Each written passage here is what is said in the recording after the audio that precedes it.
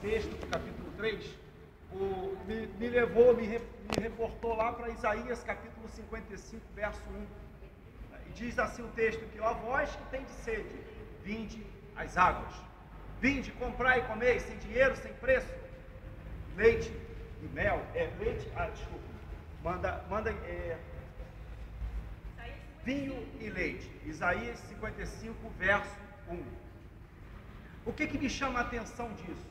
A primeira coisa que o autor fala lá no capítulo 3, verso 1, ele diz logo o seguinte: irmãos santos. Então a primeira coisa que ele te chama é para a santidade.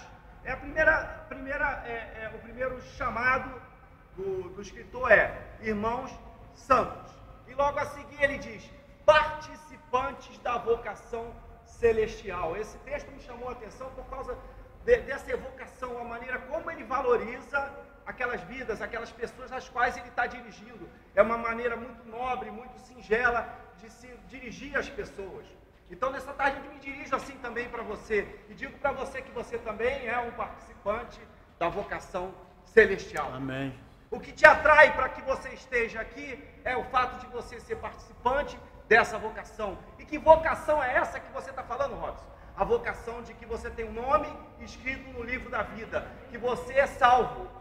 Você, uma vez que aceitou Jesus como Senhor e Salvador, está aqui nesse lugar, você agora é o participante da vocação celestial. Aí eu me reportei lá, quando eu comecei a estudar isso, lembrando de Moisés. E eu comecei a contextualizar Moisés. Como chegou aquele ponto em que ele se encontrava ali naquele lugar, apacentando o rebanho do seu sogro Jetro.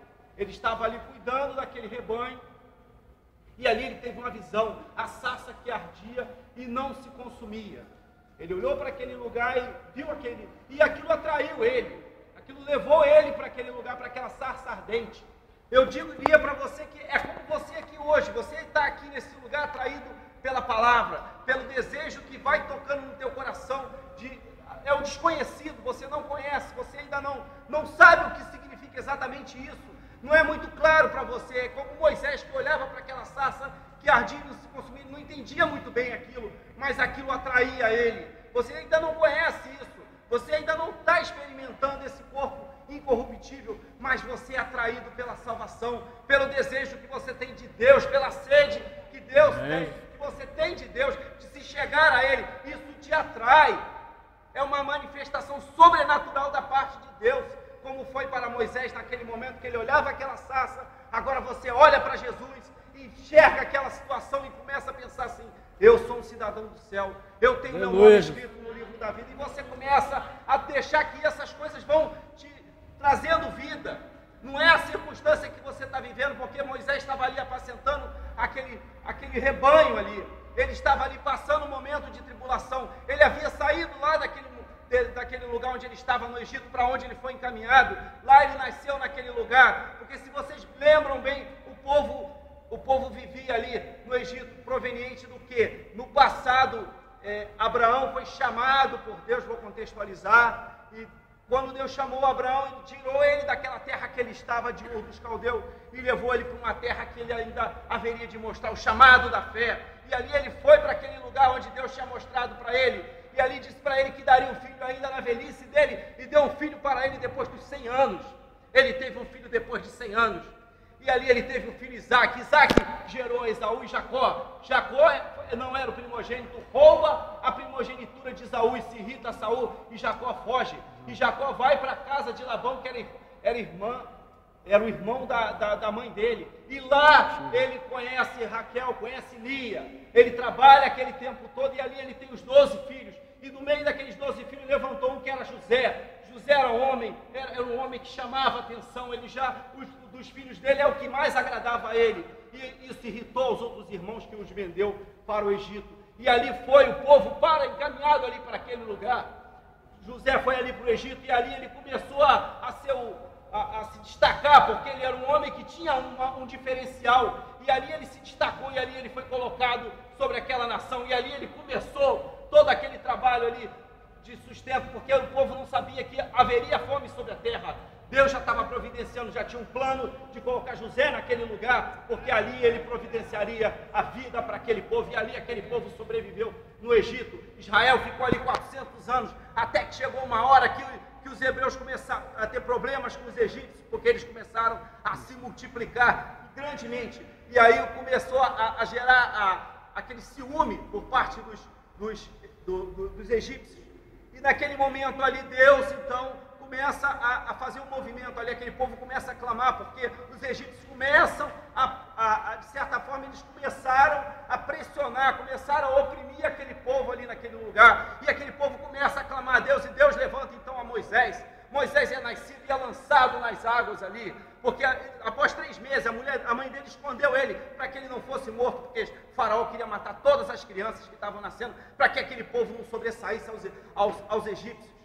E aí, naquele momento, levanta-se Moisés, e Moisés começa a fazer a diferença naquele lugar. Ele é tirado das águas. Primeiramente, Deus, de maneira sobrenatural, coloca ele num cesto de vime, a mãe dele coloca ele num cesto de vime, betuma ele, faz aquele forro com betume para que aquela arca suporte avançar naquele mar afora. E ali vai Moisés, e no meio do caminho, aquela filha de Faraó está se banhando lá no rio, toma Moisés, e Moisés ali começa a ser criado ali no palácio de Faraó, até que ele chega um momento que ele não suporta ver a aflição dos irmãos dele, e começa a querer tomar as coisas pela própria força. Por que eu estou contextualizando isso? Porque todos esses símbolos que eu estou trazendo para você, toda essa estrutura que eu passei para vocês, toda essa contextualização está dentro do texto de Hebreus. E diz-nos assim, uma coisa que nos chama a atenção também, né? Quando a gente fala que muitos são chamados e poucos escolhidos. Todos são chamados. Deus chama a todos os povos, línguas, nações, tribos. Todos têm um chamado da salvação. Mas infelizmente poucos são os que o aceitam. Por isso que a Bíblia fala que você precisa ter sede de salvação, sede de Deus. Você precisa ter sede, essa sede que te impulsiona, que te leva, como levou Moisés para aquela sarça ardente. É isso que nos atrai a Deus. Moisés ali, ele foi tirado da água, ele estava naquele recipiente ali, naquela arca. Aquela arca simboliza Jesus. A única maneira de você andar sobre as águas é com a presença de Jesus na sua vida, é andar como naquela arca. Você, quando está em Jesus, é como se você estivesse naquela arca, como se fosse aquela arca que revestia Moisés. Naquele momento ele estava guardado ali naquele lugar, e a única maneira de você ficar guardado nesse mundo é com Jesus Cristo. Ele é como aquela arca, Ele que te dá proteção, Ele que te guarda dos problemas desse mundo, Ele vai te guardar. Então, se essa arca indica o meio pelo qual Deus vai providenciar a salvação da sua vida através de Jesus Cristo. Mas uma coisa é certa, Moisés cresceu ali no Egito.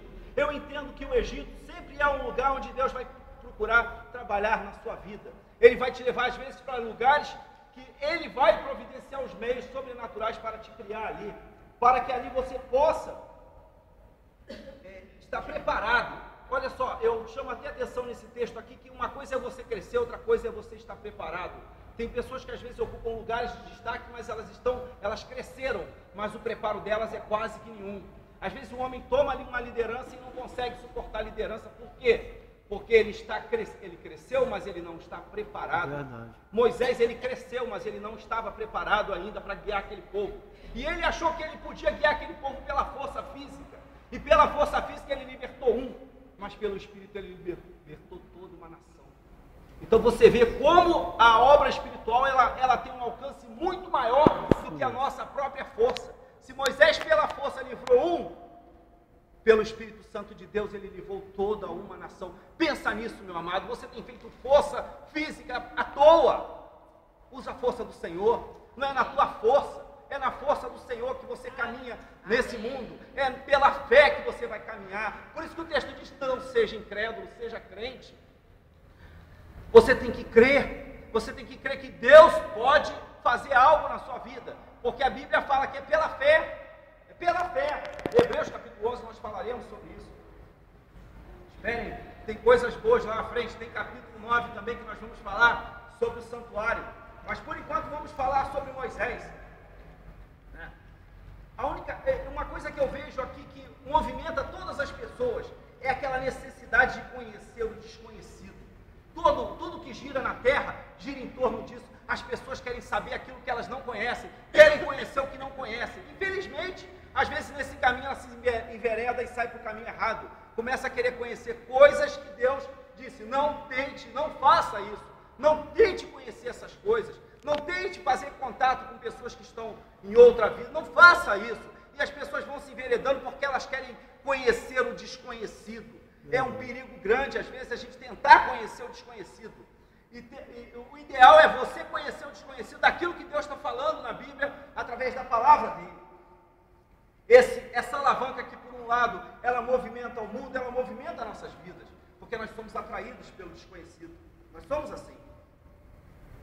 Uma coisa que eu já chamei a atenção também para vocês na vez passada sobre santidade, quando Moisés chegou naquele lugar que ele viu aquela sarça, ele tira a sandália dos pés.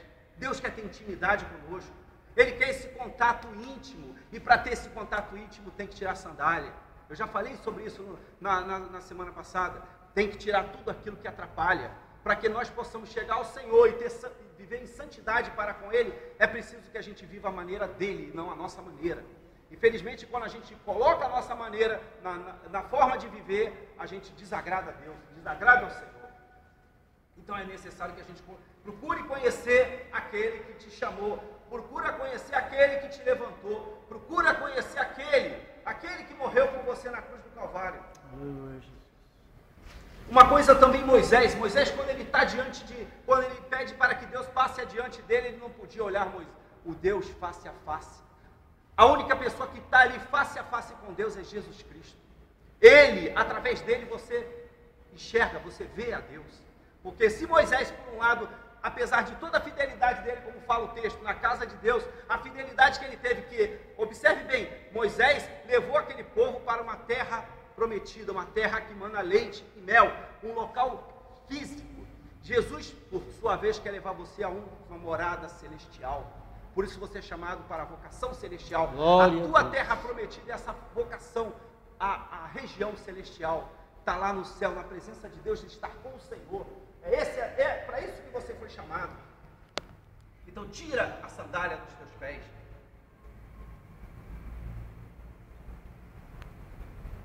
Se Moisés, por sua vez, também foi o enviado, ele foi enviado de maneira sobrenatural para aquele povo. Porque o sinal de Moisés foi aquele que foi tirado das águas. Moisés, aquele que foi tirado das águas. E Jesus também foi concebido de maneira sobrenatural através do Espírito Santo. Ele foi concebido de maneira sobrenatural. Se Moisés foi aquele que foi enviado de Deus, Jesus é aquele que veio diretamente do Pai para você. Ele veio diretamente para a sua vida, para te salvar, para te trazer e para que você conheça quem é Deus. A única maneira que temos de conhecer Deus é conhecendo Jesus Cristo, porque através dele a gente vê a face do Senhor, face de Deus. Se Moisés tinha uma vara, através daquela vara, Deus diz, ontem foi pregado sobre isso, sobre a questão da vara de Moisés. Toda a autoridade de Moisés estava onde? Na vara. Era a vara. Toda vez, quando ele chega diante de Deus e Deus manda ele lá diante daquele faraó, ele pergunta como é que ele iria, a quem ele envia, como é que é isso? Aí ele pergunta assim, quem é que me enviou até eles? Diz que foi o eu sou que me enviou até você. E aí diz assim para ele, olha, vê essa vara que está na tua mão, essa aí está a tua autoridade, joga ela no chão, ela vira uma cobra. Agora toca nela, ela torna a virar uma vara de novo.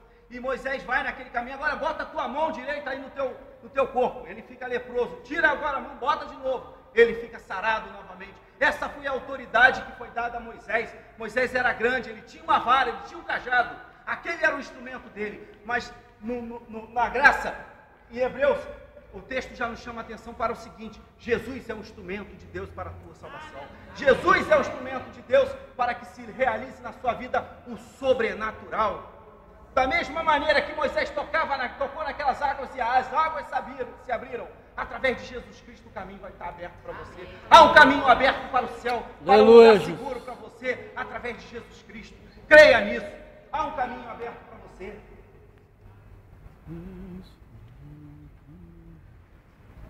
Uma coisa também que nos chama a atenção em Moisés, ele não conseguia falar direito, ele chega diante de Deus, Senhor, eu não sei falar. Ele não sabia realmente falar bem. Aí Deus manda que ele chama o irmão dele, Arão, que viria alegre diante dele, e ele disse, olha, manda, eu vou ser Deus, você será Deus para ele, e ele será como intermediário perante o povo, para falar àquele povo. Se Moisés, por um lado, não tinha autoridade na palavra, Jesus tem. Naquele momento, Moisés